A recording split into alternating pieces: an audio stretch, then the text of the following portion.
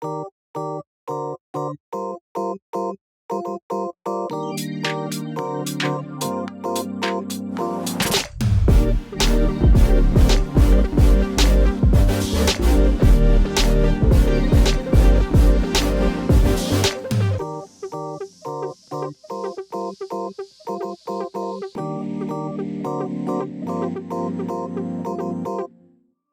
respond to God daily.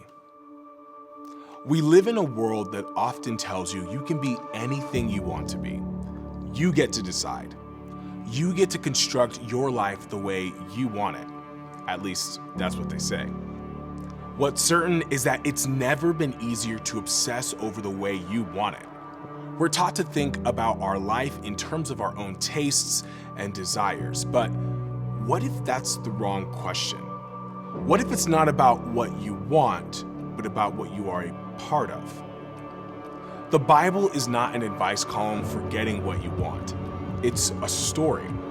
It's a story about what God has done and what He is doing, saving the world and announcing His kingdom. God is at work.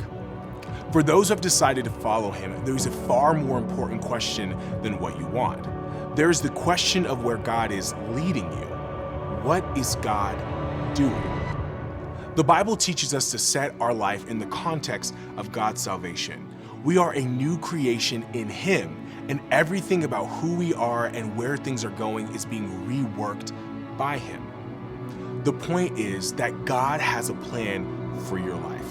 You are not where you are by chance or accident. God is at work in the world, but also in you. There is before you a path of His leading, a participation in all He has for you. The problem is, living in God's best for you isn't a one-time decision. It's common for people to believe that following Jesus means a one-time altar call or some prayer you prayed as a child. Jesus explained this to a large crowd who had gathered to hear Him speak and see Him do miracles. Jesus explained in the Gospel of Luke, "If any of you wants to be my follower, you must give up your own way, take up your cross daily, and follow me." Following Jesus is a daily calling. Every day we take up our cross. We put aside what we think is best and turn our attention to Christ. We focus on where He's leading us, daily. The author of Lamentations explained that. His mercies begin afresh each morning. I say to myself, the Lord is my inheritance, therefore I will hope in Him. Every day we take up our cross of dying to ourselves, and every day we discover new grace and new mercy in Him. We find our hope and our inheritance in Him. Every good thing ahead is from Him.